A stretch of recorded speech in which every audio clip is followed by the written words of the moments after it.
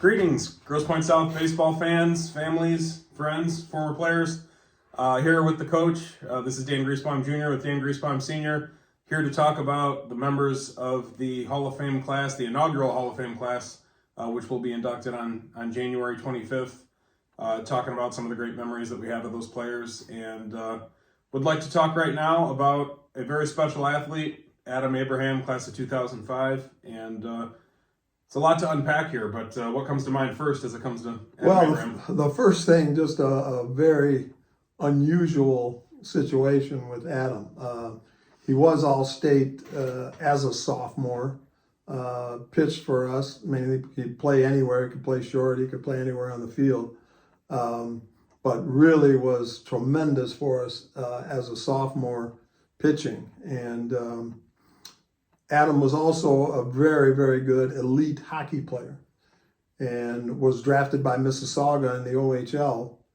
And the plan originally was for him to go there in the fall, winter, play his hockey season there, and then come back to South in March, April, whenever they were done, to complete the baseball season.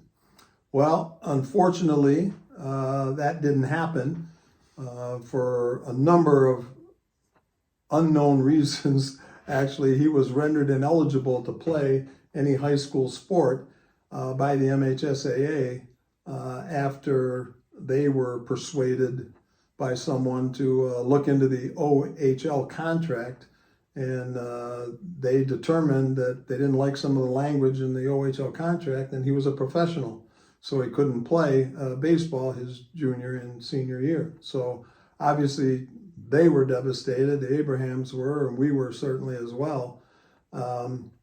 So Adam didn't play any high school baseball his junior or senior year. However, he was still drafted his senior year because he did play summer ball for Team Michigan, and a lot of other elite players like Zach Putnam and some of the others who were on that team. And Adam did go to Mississauga, played hockey there. It was around the time of the strike. Adam also had a pretty serious injury. Called me up one day and said, "Look, Coach, I'm thinking of possibly dropping hockey. And do you think anybody's interested in terms of baseball?" And I said, "Well, I'm sure they are." And I gave Michigan a call, and Rich Maloney came over, and Jake Boss and so on, and watched us scrimmage. Adam was pitching against us, South, for a scrimmage, and we were getting prepared for a regional, I believe it was. And Adam was throwing about 90 miles an hour, so they signed him. And the rest is history there. He went to Michigan actually as a pitcher, but I did remember telling the coaches there, he's a hitter too. Don't discount him as a hitter.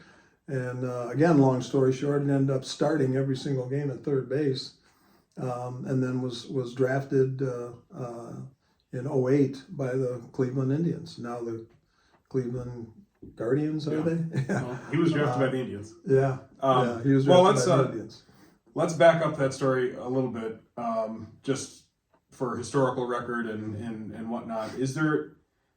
Has it ever been determined or ever really discussed at a higher level whether or not the MHSAA had any valid reason to make that decision? The only thing that I remember hearing was something about meal money and college tuition if you didn't make it in the NHL.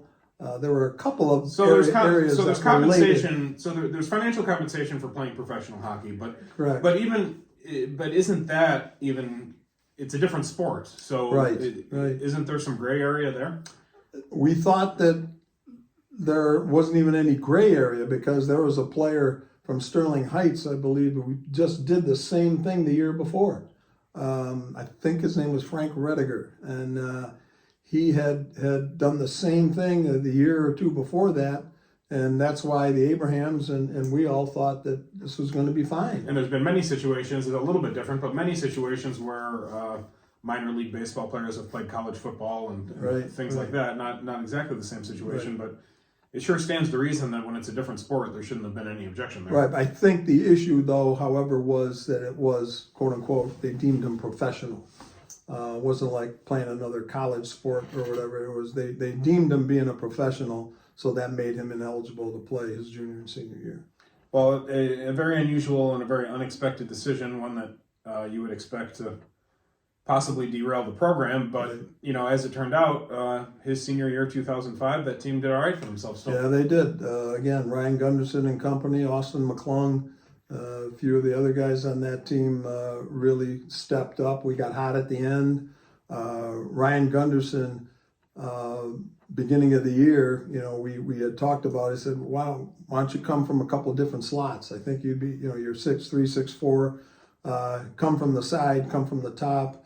And it really worked out tremendously for him. They had a lot of trouble hitting him because of him coming from both slots, and he threw hard. He had good control, and he really helped carry us in terms of 05 to the Final Four. And he ended up playing or pitching at a very high level. He did. He played at Albion and also was a swimmer there. He played 2 sports at Albion. And then unaffiliated professional baseball Yes, as well, right. for a brief time. Right. So Gunderson certainly no slouch as a pitcher, but And then when he came back to our alumni game, because I had the gun out, and he's throwing upper 80s, low 90s in our alumni game, which obviously people had a little bit of trouble hitting. Many years later, Yeah.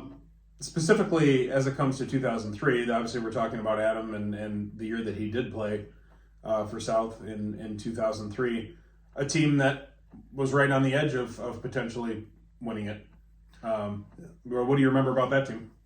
Well, 03, if I recall correctly, we lost to Holland West Ottawa, who had a very, very good team. I remember back then Taylor Morawski was a big player for us. Power hitter, did a real nice job for us. Adam,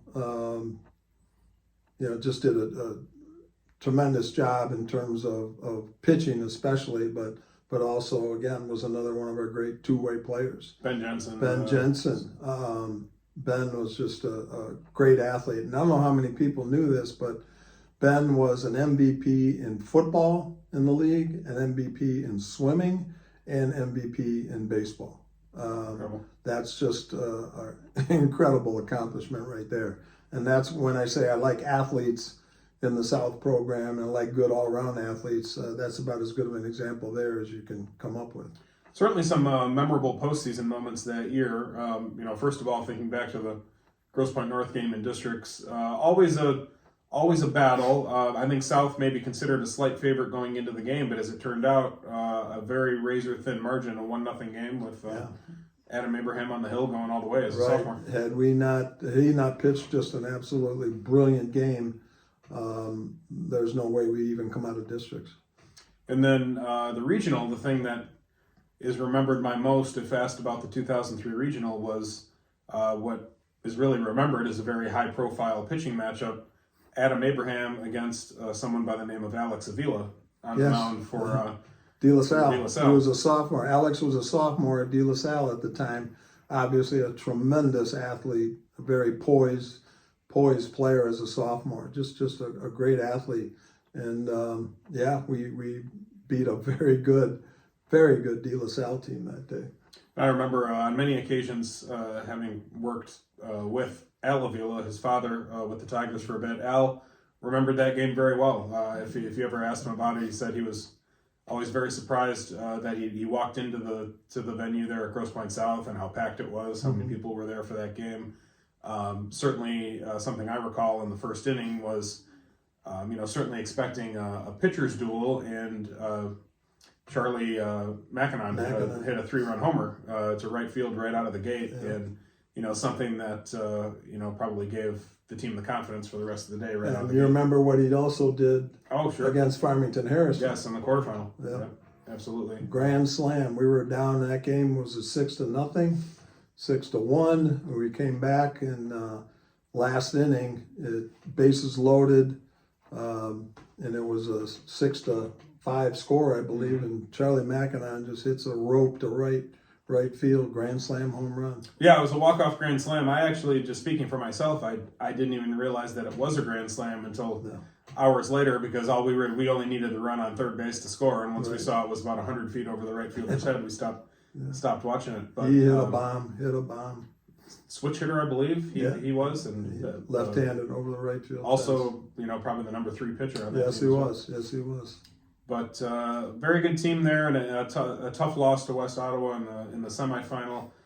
Brother Rice on the other side of that bracket in the other semifinal, a team that had some very high-end pitching with Dan Lentz, Mike Kirschenheiter, Matt Petrie, all guys that went on to pitch in Division I, and most people thought they were going to walk away with the state championship, but West Ottawa, after beating us, actually ended up beating them as well. Right, exactly, yeah. So, Adam Abraham, obviously, I got to believe he's one of the premier athletes, just overall. Oh, no doubt. Have ever come through Grosse Pointe. Again, a tremendous athlete, and got to AA in the Cleveland organization. They tried him at a couple of different positions. He played some third, did some catching as well, but that's a tribute to him and his athletic ability. Guy could play anywhere. And just to give an idea on the hockey side, too, his defensive pairing in the OHL was with Kyle Quincy, who had a long NHL career, was a Red Wing on 2 different occasions, and considered a top pairing type defenseman at one time in the NHL, and that's the kind of company that he was in on the hockey side. Exactly. Yeah. But pretty incredible. Big event coming up January 25th at the Farms Pier, sold out inauguration for the first class of the Hall of Fame. Many thanks to Burke Sporthaven and the Grosse Pointe News and some of our other sponsors and donors that have made the event possible, but certainly looking forward to it. It's going to be a great evening. Thanks, everyone.